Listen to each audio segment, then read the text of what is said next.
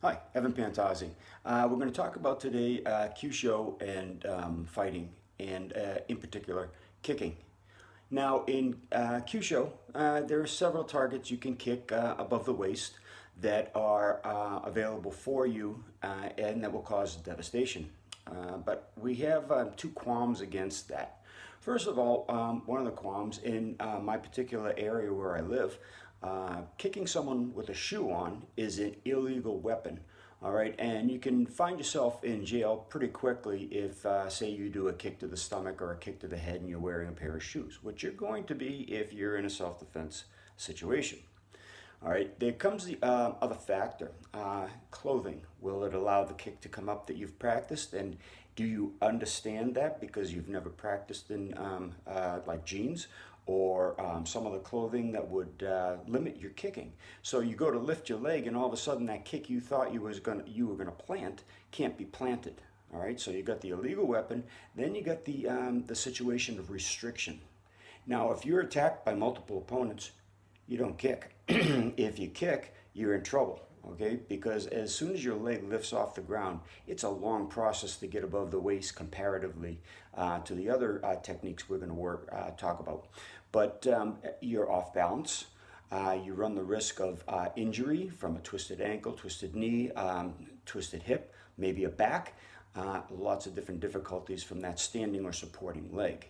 Now, another situation you really have to look at when you do that is, again, the timing.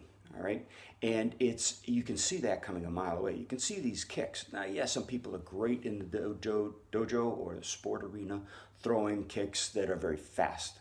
All right, and sometimes unexpected. Again, with the limitations of shoes on pavement or gravel or grass or wherever you happen to be in a stairway, you can't throw that kick. The limitations of your clothing, again, will prevent that kick. If you haven't experienced that and you do throw that kick, you're going to be mentally upended for a little bit. Okay, you're going to have to regain your senses. All right, again, in multiple opponent attack, you lift the leg off and you're very vulnerable. Again, you don't have that time to throw that kick. You're going to need your hands more, hence the word kempo or fist method or clasping fist or clasping hand. So you have your knees and your lower type of kicks. Sweeping kicks, they're okay. They put a little jeopardy into your knee done improperly. Knees are great. Knees are not to the body, they're not to the head. You get someone in a clench and you throw a knee up and they grab it, again, you're on the ground. We've seen that time and time again in MMA. The knees are meant to go to the thigh area. You have to figure out the targets you're going to work, the proper trajectories you need to work with, and you have to use those accordingly. Below the knee, you're going to use just a low kick. Now, kicking to the knee, yeah, that's fine, but if you break someone's knee, you've got a legal problem there as well. So you're going to want to use the nerve structures, the tendons, and the muscle structures. Look at the muscle spindle cells, look at the Golgi tendon organs, figure out what they do. There's videos here on YouTube talking about those as well as on my website, Kyusho.com. You want a quick, short kicking action to stop the forward progression of your opponent, weaken them at the legs so they can't lift their body weight to throw a strong strike at you, and also to step or kick you. Okay, so these are important factors.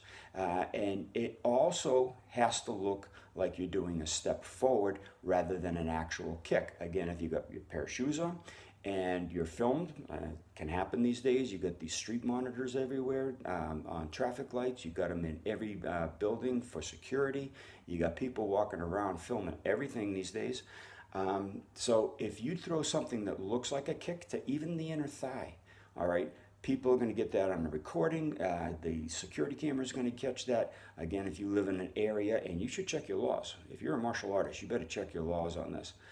And you kick someone with the shoe, again, in my particular state, I think the country, then you're going to be in for a legal battle if it comes down to that. And you're not going to win because you used a weapon, maybe they didn't, all right? So again, you got to really think about what you're doing with your kicks, every step you take in your forms. If you do kata, You want to think of this. If you don't do kata, if you're doing something more spontaneous like a Jeet Kune Do or a Krav Maga or a Salat type of an idea, a Kali, you want to make sure that you're practicing those low kicks. Again, they're faster, more sure. They're not restricted by your clothing.